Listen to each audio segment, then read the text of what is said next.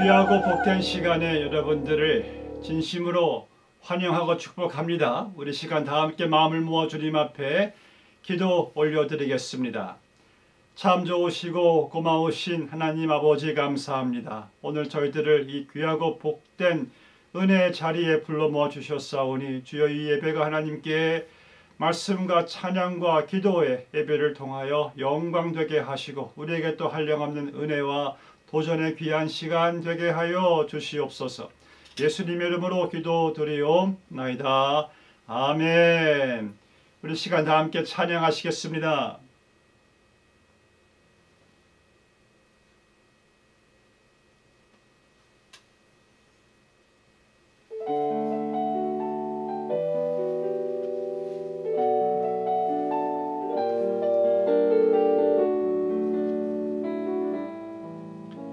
선하신 목자 날 사랑하는 분 주 인도하는 곳 따라가리. 주의 말씀을 나 듣기 위하여 주 인도하는 곳 가려네. 선하신 목자 날 사랑하는 분 주 인도하는 곳 따라가리. 주의 말씀을 나 듣기 위하여 주 인도하는 곳 가려네. 나를 푸른 초장과 쉴만한 물가로 내 선하신 목자 날 인도해. 험한 산과 골짜기로 내가 다닐지라도 내 선하신 목자 날 인도해. 나를 푸른 초장과 쉴만한 물가로 내 선하신 목자 날 인도해. 험한 산과 골짜기로 내가 다닐지라도 내 선하신 목자 날 인도해. 내 선하신 목자 날 인도해.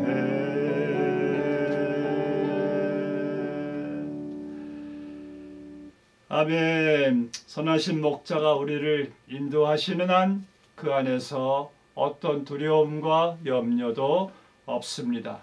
오늘 이 시간 내려주시는 말씀 함께 교독하시겠습니다. 누가복음 5장 1절에서 11절 말씀, 자막에 떠 있는 말씀 함께 교독하시고 제가 먼저 1절 말씀을 읽겠습니다. 무리가 몰려와서 하나님의 말씀을 들을새 예수는 게네사렛 호숫가에 서서 호숫가에 배 두 척이 있는 것을 보시니 어부들은 배에서 나와서 그물을 씻는지라. 예수께서 한 배에 오르시니 그 배는 시몬의 배라.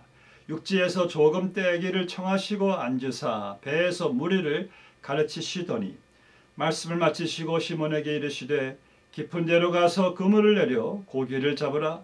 시몬이 대답하여 이르되 선생님, 우리들이 밤이 새도록 수고하였으되 잡은 것이 없지만은 말씀에 의지하여 내가 그물을 내리리이다 하고 그렇게 하니 고기를 잡은 것이 심히 많아 그물이 찢어지는지라. 이에 다른 배에 있는 동무들에게 손짓하여 와서 도와달라 하니 그들이 와서 두 배의 체험에 잠기게 되었더라. 시몬 베드로가 이를 보고 예수의 무릎 아래에 엎드려 이르되 주여 나를 떠나소서 나는 죄인 이로소이다 하니 이는 자기 및 자기와 함께 있는 모든 사람이 고기 잡힌 것으로 말미암아 놀라고 세베대의 아들로서 시몬의 동업자인 야고보와 요한도 놀랐습니다. 예수께서 시몬에게 이르시되 무서워하지 말라. 이제 후로는 네가 사람을 취하리라 하시니 그들이 베드로를 육지에 대고 모든 것을 버려두고 예수를 따르니라. 아멘. 지난주부터 우리는 예수님이 중요하게 보시는 5가지 시리즈 설교를 시작했습니다. 사람이 중요하게 보는 것이 있고 하나님이 중요하게 보시는 것이 있다는 겁니다. 다시 말해서 하나님이 보는 것은 사람이 보는 것과 다 똑같지는 않다는 것입니다. 다르다는 말씀이죠. 그리고 분명한 것은 하나님이 무엇이 최상급으로 무엇이 진정으로 중요한가를 정할 수가 있다는 것입니다. 우리가 그것을 알고 실천할 때에 우리의 삶에 위대한 변화가 있게 될 것입니다. 우리의 삶이 영원한 가치와 보람과 의미와 상급을 부여하는 삶이 될 것입니다. 하나님께서 중요하게 보시는 것을 우리가 행할 때 내가 보는 것은 사람과 같이 아니하니. 그럼 예수님께서는 무엇을 중요하게 보실까요? 지난주에 우리는 예수님께서 백부장의 믿음을 중요하게 보신 것에 대한 말씀을 들었습니다. 오늘은 예수님께서 중요하게 보시는 2번째 이야기입니다. 오늘 본문 말씀에 보시면은 예수님께서 이 어부 업종을, 그러니까 어부 일을 생업으로 삼고 있는 베드로를 찾아오셨습니다. 베드로를 만나 주신 그 내용을 지금 배경으로 하고 있습니다. 베드로가 누구입니까? 안드레의 형제이고요. 성미가 매우 급한 자이고요. 그는 미스터 충돌이나 또는 미스터 좌충우돌이란 그렇게 별명을 가지고 있습니다. 예수님을 3번씩이나 부인했죠. 그런데 나중에는 예수님께서 귀한 일꾼으로 사용하셨죠. 자, 이제 베드로의 배를 주님께서 빌려 타셨습니다. 그리고 베드로의 배를 주님께서 강대상으로 삼으셔서 그 해변가에 모인 무리들에게 말씀을 전하셨습니다. 말씀 전파를 마치시고 그 배 안에서 예수님의 말씀을 경청하고 있었던 베드로에게 주님께서 명령을 내리십니다. 깊은 데로 가서 그물을 내려라. 이것은 단순한 제안이 아니었습니다. 예수님의 일방적인 명령이었습니다. 그런데 베드로가 아주 난처한 입장에 빠진 것을 보게 됩니다. 내가 뭘 지금 잘못 들었나? 어떻게 나에게 그런 명령이 내려줄 수가 있는 것일까? 지금 베드로가 갈등하고 있습니다. 바로 목수이신 예수님께서 이 갈릴리 바닷가에서 어부로 잔뼈가 굵은 베드로에게 깊은 데로 가서 물고기를 잡으라 하고 명령을 내렸기 때문입니다. 그런데 그런 상황에서 어찌해야 할지를 몰라서 베드로가 갈등을 하고 있는 겁니다. 마치 목사인 제가요, 의사에게 가서 진단을 내리고 처방을 내리고 의사에게 이렇게 저렇게 수술을 하시오라고 말하는 것과 같습니다. 제가 만약 그런 명령을 내린다면은 의사 양반이 얼마나 이 속에 갈등이 일어나겠습니까? 의사와 약사가요, 제일 열받을 때가 환자들이 자기들이 진단을 내리고 처방을 내릴 때라고 합니다. 그래서 의사들이 싫어하는 것이요, 이 구글 인터넷이래요. 왜냐하면 환자들이 의사를 찾아오기 전에 먼저 구글 인터넷에서 다 검색해 보고 스스로 진단 내리고 처방을 가지고 올 때라고 합니다. 마찬가지로 지금 산골짜기 출신인 목수이신 예수님이 이 어부 전문가인 베드로에게 깊은 데로 가서 그물을 내리라 라고 명령합니다. 이건 사실상 맞는 이야기가 아닙니다. 목수이신 예수님께서 이 베드로의 전공 분야를 건드리신 거예요. 완전히 공자 앞에서 문자를 쓴 것이죠. 완전히 하마 앞에서 입을 벌린 것이죠. 이 어부 앞에서 깊은 데로 가서 그물을 던지라. 이러한 말씀을 들었을 때 베드로가 갈등을 하고 있습니다. 그래서 본문의 5절 말씀 보시면은요. 베드로가 정중하게 예수님의 명령을 모면해 보려는 시도를 우리가 보게 됩니다. 선생님, 우리들이 이미 깊은 데로 갔다 왔어요. 이 깊은 데에 가서 밤이 새도록 수고하였으되 잡은 것이 없습니다. 여러분, 갈릴리 바다는요, 베드로가 눈을 감고도 다 볼 수 있는, 다 알 수 있는 자기 텃밭입니다. 일반적으로 이 어부는요, 어부의 상식은 바다 깊은 데로는 밤에 하는 것이지, 예수님께서 명령하신 대로 해가 뜬 후에 그때는 깊은 데로 가도 소용이 없고 완전 허탕치는 일입니다. 여러분, 적어도 어부 세계에서만큼은 감히 누가 베드로에게 이래라 저래라 훈수를 뜰 수가 있겠어요. 근데 여러분, 이런 일에 베드로만 갈등합니까? 예수님께서 말씀하실 때에 베드로만 갈등하고 자기와 싸웁니까? 아닙니다. 우리도 갈등하고 우리도 자신과 싸울 때가 많습니다. 예수님께서 우리에게 돈에 대해서 말씀하시고 희생에 대해서 말씀하시고 헌신에 대해서 말씀하시고 인간관계에 대해서 또 남을 용서하는 일에 대해서 남을 사랑하는 일에 대해서 말씀하실 때 우리도 베드로처럼 갈등하지 않나요? 우리도 네 주님 하겠습니다 하고 여러분들이 즉각적으로 반응하시고 순종하십니까? 우리도 본 말씀에서 베드로의 갈등을 보는 것처럼 우리도 그런 갈등이 있습니다.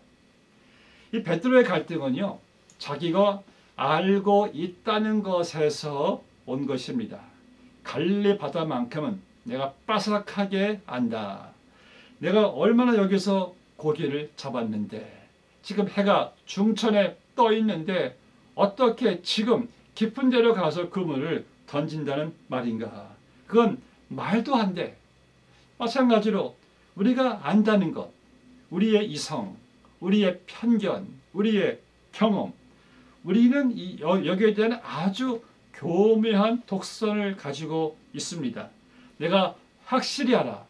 분명히 그것을 알고 있을 때요, 그것을 막을 일이 없어요. 내가 확실하게 아는 일은요, 절대 타협을 하지 않습니다. 왜냐하면 내가 아는 것에 대한 그 의존도가 너무나 강하기 때문에. 그래서 사람들은 내가 확실히 알고 있는 것을 건드리지를 못해요. 왜? 내가 여기에 의존도가 너무 높으니까요. 제가 오랜 시간 기도해왔던 분이 계셨습니다. 이분은 상당히 논리가 강하신 분이시고요. 또 이분은 상당히 똑똑한 해박한 지식을 가지고 계신 분입니다. 그래서 자기가 알고 있는 것에 대한 의존도가 너무나 높으니까요, 복음이 들어가지를 않습니다. 복음이 자기가 아는 것으로 복음을 받아들이지를 않는 거예요. 근데 이분이 중병에 걸려서 병원에 입원하셨을 때 제가 찾아가서 이런 말씀을 드렸습니다. 이 세상에서 가장 값비싼 침대가 어떤 침대인지 아십니까? 가만히 계세요. 가장 값비싼 침대는 바로 병상입니다. 왜냐하면 병상에서 나의 연약함을, 인간의 한계를 깨닫게 되기 때문에 우리가 겸손해집니다. 그리고 그분에게 복음을 전하니까 예수님을 영접하셨습니다. 사람은 그만큼 자기가 알고 있는 것을 중요하게 여깁니다. 지금 배에서 베드로에게 명령을 내리신 분은 누구십니까? 그분은 성자 하나님이십니다. 갈릴리 바다와 물고기를 지으신 분이십니다. 그리고 그 예수님은 지금 무엇을 중요하게 보셨습니까? 베드로의 순종입니다. 베드로는 예수님의 명령이 비록 자기가 확실하게 알고 있는 것에 어긋나도 이치에 안 맞을지라도 본문의 5절 말씀에 보니까 말씀에 의지하여 내가 갈릴리 바다에서 뼈가 굵은 내가 알기론 지금 깊은 데로 가면 분명 허탕칠 것이 확실하나 이것은 내 경험상 상식에 맞지 않는 일이고 또 나를 바라보는 동료들의 시선이 비아냥일 수가 있으나 내가 말씀에 의지하여 그물을 내리리이다. 영어 성경에서는요, because you said so. 당신이 말씀하셨으니까, 당신이 그렇게 말씀하셨기에 내 이치에는 도무지 맞지 않지만 내 경험으로는 이건 상식에 어긋난 일이지만 그 말씀하신 분이 당신이시기에 내가 그물을 내리겠나이다. 여러분 우리 그런 경험 많잖아요. 누가 말한 것이 상당히 중요하잖아요. 군대에서는요. 상관이 말했으니까 이 부하들은 그저 복종밖에 없습니다. 저도 종종 교우들이 목사님이 말씀하셨으니까 그렇게 해야죠. 그럴 때 행복합니다.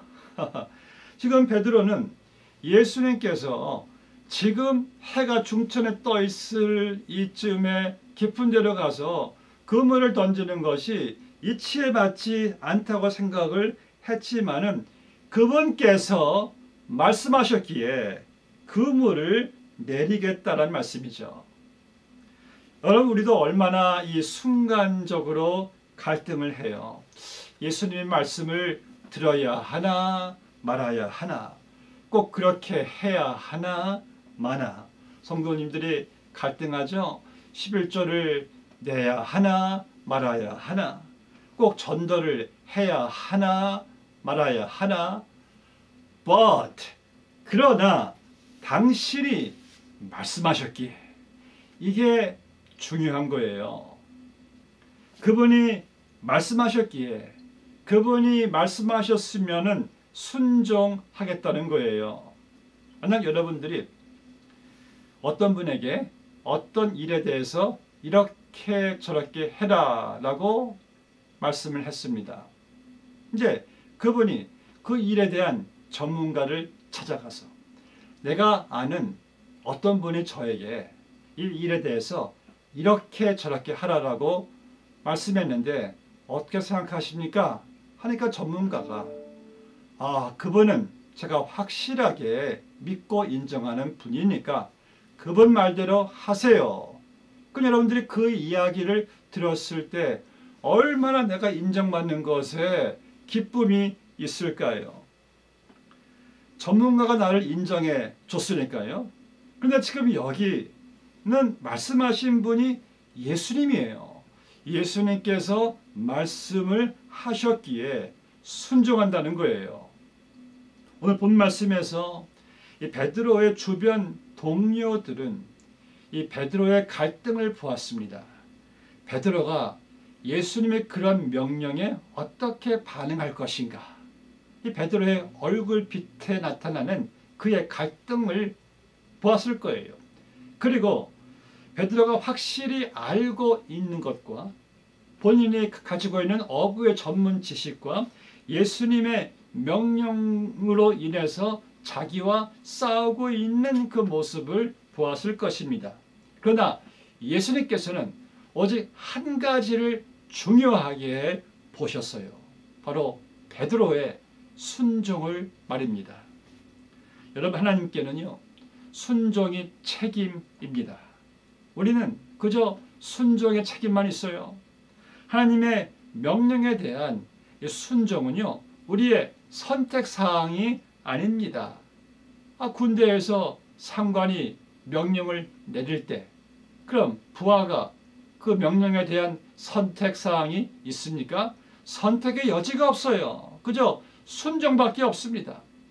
그러면은 이 하나님의 절대적인 권위 앞에서 그분이 우리에게 말씀하실 때도 우리에게는 선택사항이 없습니다. 그저 순종할 것밖에 없다는 말씀이죠. 성경에 보면은요, 제일 많이 나오는 내용들이 바로 이 순종에 관한 내용들입니다. 그만큼 이 순종이 하나님과 우리와의 관계 속에서 우리의 삶에 있어서 너무나 중요하다는 거예요. 순종은요, 우리의 생명과 우리의 운명과 우리의 영혼을 좌우합니다. 성경에서는 많은 사람들이 선택적인 순종을 했어요. 부분적인 순종을 한 케이스를 많이 보게 됩니다. 그래서 그 일로 인해서 하나님에게 그 책벌을 피할 수가 없게 되었는데요. 다시 말해서 이 선택적인 순종이란 것은 내가 좋아하는 것은 순종하고 내가 좋아하지 않는 것은 순종하지 않는 것인데, 여러분, 그런 순종은 누군 못하겠습니까? 진정한 순종은요, 내가 좋아하지 않는 것도 하는 것이 이게 바로 순종입니다.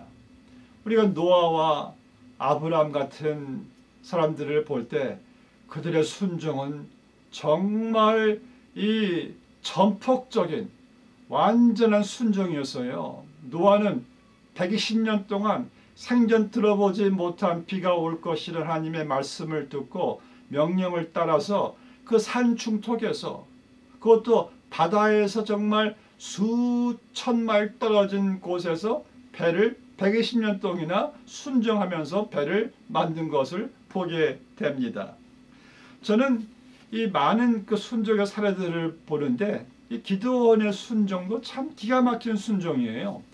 이스라엘이 하나님 앞에 범죄하여 하나님께서 그 미디안 족속을 통해 이스라엘을 징계하십니다. 그들을 학대하게 만들어요. 그래서 이스라엘 백성들이 너무 그 학대가 고역이 심해서 하나님께 부르짖자 하나님이 이스라엘을 구원하시기 위해서 사사 기드온을 세우십니다. 그래서 이 기드온이 미디안의 13만 5천 명의 군병들과 싸우기 위해서 병력을 모집하는데 3만 2천 명을 모집했어요.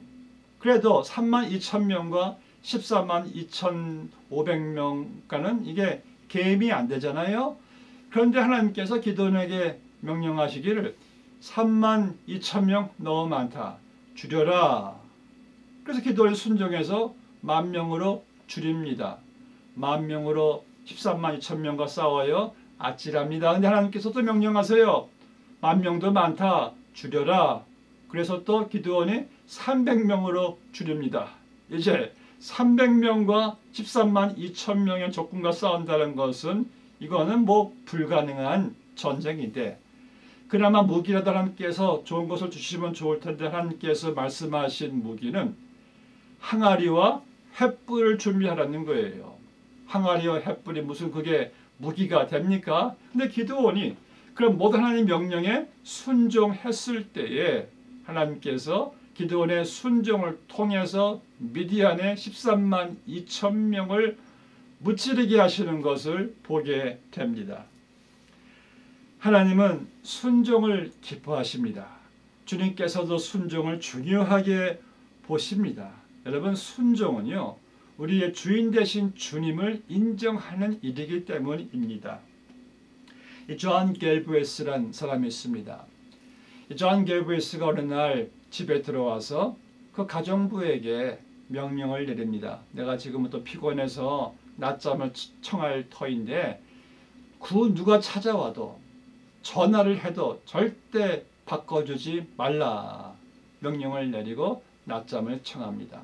그런데 낮잠을 청한 지 30분 만에 전화가 온 거예요. 가정부가 전화를 받습니다. 전화한 사람이 나 린든 존슨이요. 지금 존을 깨워주시오 하니까 이 가정부가 나는 주인을 깨울 수가 없습니다 하니까 린든 존슨이 난 이 나라의 대통령이요. 지금 국가에 긴급한 일이 있어가지고 난 존과 이야기를 해야 되니까 빨리 깨워주시오 하니까 가정부가 하는 말이 나는 당신의 종이 아닙니다. 나는 내 주인을 섬기는 자로서 당신의 부탁을 들어줄 수가 없습니다 하고 전화를 꺼버리는 거예요. 그리고 2시간 후에 존 갤브레스가 낮잠을 자고 깨어납니다. 가정부에게 묻습니다. 나한테 전화 온 적이 없냐 하니까 린든 존슨에게 전화가 왔습니다. 깜짝 놀라면서 왜 나를 깨워주지 않았냐 하니까 주인님이 절대 누가 전화해도 깨우지 말라고 했잖아요. 이때 존 갤브레스는 부랴부랴 대통령에게 전화해서 그냥 쩔쩔매면서 사과의 사과를 거듭했을 때 린든 존슨 대통령이 하는 말이 혹시 그 사람에게 나와 함께 백악관에서 일할 의향이 없냐라고 물어봐 주시면 안 되겠습니까? 우리 백악관에는 그런 사람이 필요합니다. 주인의 말에 100% 순종할 수 있는 사람. 주인의 말씀에 순종하는 사람은 주인을 기쁘게 합니다. 여러분, 자녀가 부모를 무엇으로 가장 기쁘게 할 수가 있을까요? 공부를 잘해서 좋은 대학교 들어가서 졸업해서 취직해서 좋은 직장에 들어가고 돈도 많이 벌고 결혼도 잘 하는 것으로요. 그런데 부모에게 순종하지 않아요. 부모의 말을 전혀 듣지 않아요. 여러분, 자녀가 부모를 기쁘시게 할 수 있는 것은 순종입니다.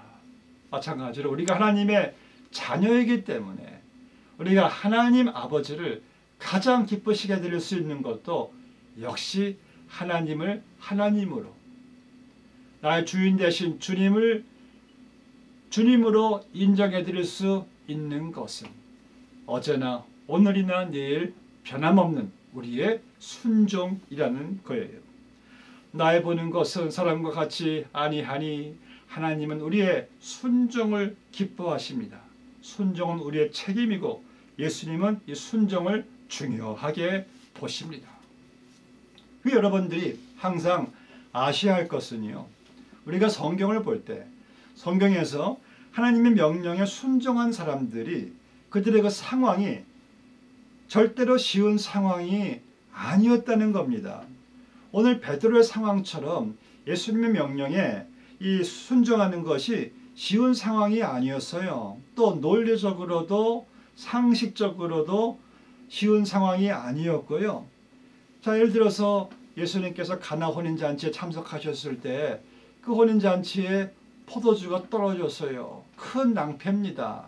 그래서 예수님께서 그들을 도와주시는데 하인들을 불러가지고 하인들에게 큰 6 항아리에 물을 아기까지 가득 채우고 그 상태에서 연회석에 하객들에게 갖다 주라고 합니다. 아니, 여러분 생각해 보세요. 지금 포도주를 찾고 있는 하객들에게 물만 가득 채워서 물을 갖다 줘요? 그거 완전히 물 먹이는 일입니다. 말이 안 되잖아요. 상식에 어긋나는 일입니다. 그런데 이 하인들이 예수님의 명령에 순종해서 그 물만 가득 찬 항아리를 가지고 가는 길에 그 물이 변하여 포도주가 되는 기적이 일어난 것입니다. 또 하나님 말씀에 순종할 때 이것이 항상 인기가 있는 것은 아닙니다. 내가 원하지 않는 일이 참 많아요. 그런데 베드로에게도요, 아침에 깊은 데로 가는 것은 절대 인기가 있는 그런 명령이 아니었어요. 그런데 베드로가 순종을 한 겁니다. 그래서 순종은 결코 쉬운 일은 아니죠. 그런데 여러분, 어떻게 되었습니까? 베드로가 예수님의 그 쉽지 않은 그 명령에 자기의 논리와 상식적으로 맞지 않고 인기가 있는 일이 아니었으나 베드로가 순종하였을 때 놀라운 기적이 일어났잖아요. 정말 예수님 명령대로 깊은 데로 가서 그물을 던지니까 그물이 찢어질 정도로 물고기가 많이 잡혀서 주위 동료 어부들의 배에 함께 나누어 실을 정도의 대량의 물고기를 잡게 된 것입니다. 그리고 더 큰 축복은 베드로의 순종을 통해서 베드로는 이제 물고기를 잡는 어부가 아니라 사람들을 인도하는 예수님의 사도가 되는 축복을 받게 됩니다. 베드로의 삶이 바뀌어집니다. 베드로의 운명이 바뀌어진 거예요. 순종 하나님을 기쁘시게 하는 일이지만은요, 사실상 우리를 변화시키는 일입니다. 우리를 복되게 하는 일입니다. 우리에게 상급이 되는 일입니다. 성경을 보나 또 기독교의 역사를 보나 우리 주위 사람들을 보나 하나님의 말씀에 순종한 사람과 순종하지 않은 사람들의 엄청난 차이를 우리는 보게 됩니다. 우리가 임종시에 가장 후회되는 일도요, 그때 주님의 말씀에 순종하지 못했던 것이고, 또 우리가 임종시에 우리의 생을 후회 없이 마감할 때도 하나님의 말씀에 순종하길 잘 했을 때입니다. 말씀 맺겠습니다. 나의 보는 것은 사람과 같이 아니하니. 오늘 본문 말씀에서요, 예수님께서는 갈릴리 바다의 아름다운 풍경을 보지 않으셨습니다. 예수님께서는 베드로의 그 배를 보지 않으셨습니다. 예수님께서는 그 갈릴리 바다 해변가에 많은 무리들을 보지 않으셨습니다. 예수님께서는 베드로가 그물을 던질 때 그의 능수능란한 그의 실력을 보지 않았습니다. 그런데 예수님께서는 한 가지를 중요하게 보셨습니다. 바로 베드로의 순종입니다. 사랑하는 여러분, 순종은 우리의 책임입니다. 순종은 우리의 변화입니다. 순종은 우리의 기적입니다. 순종은 우리의 축복입니다. 순종은 우리의 책임입니다. 순종은 우리의 상급입니다. 우리가 하나님께 순종할 수 있는 기회는 항상 있는 것이 아닙니다. 아마도 우리가 지금 이렇게 살아 숨쉬고 있는 것이 바로 그 순종을 위해서가 아닐까요? 하나님께 인정받는 사람은 바로 순종의 사람입니다. 바라긴 여러분들이 작은 일에서부터 순종하시는, 그리고 조금씩 순종이 점점 순종한 사람으로 만들어 가시는 여러분들 되시기를 주의 이름으로 축복합니다. 기도하시겠습니다. 하나님 아버지, 우리의 순종을 귀하게 보시고 우리의 순종을 통하여 영광 받아주시며 그 순종이 우리의 삶의 변화가 되고 축복이 되고 상급이 되게 하시는 하나님, 우리에게 더욱더 순종할 수 있는 순종의 은혜를 허락하여 주시옵소서. 예수님의 이름으로 기도드리옵나이다. 아멘. 우리 함께 찬양하시겠습니다.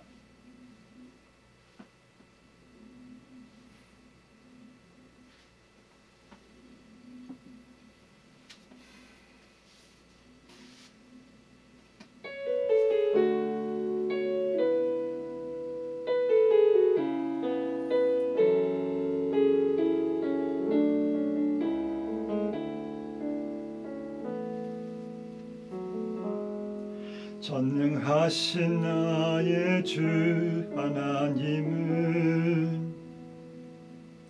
능치 못하실 일 전혀 없네. 우리의 모든 간구도 우리의 모든 생각도 우리의 모든 꿈과 모든 소망도 신실하신 나의 주 하나님은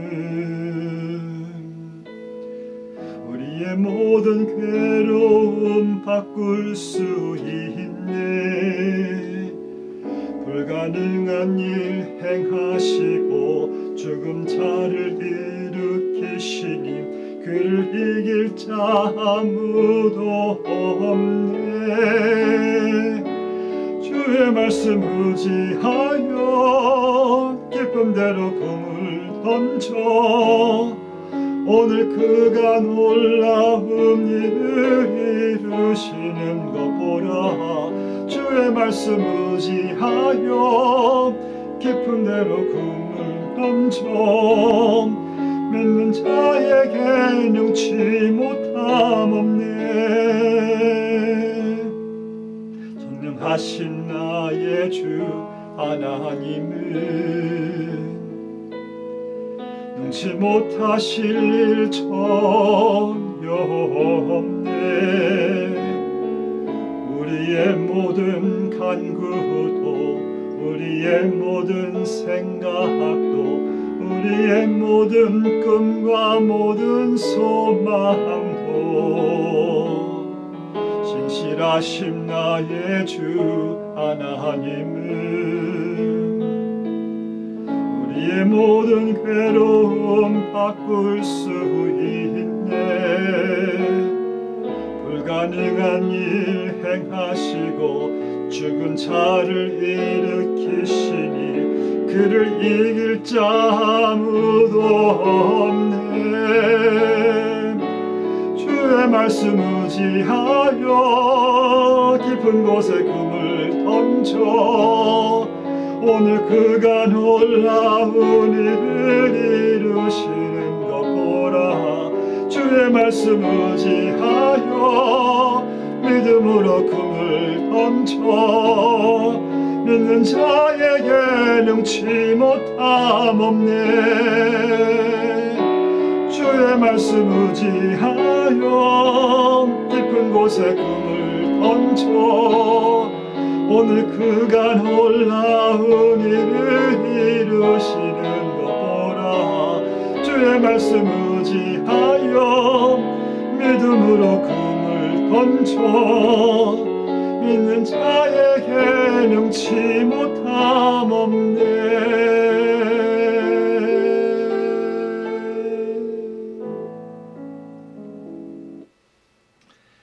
믿는 자에게 능치 못함이 어디 있겠습니까? 오늘 여러분들 지금 어떠한 현실, 상황, 전개되고 있는 환경, 문제, 두려움, 염려 앞에서 딱 두 가지만 가지고 있으면 됩니다.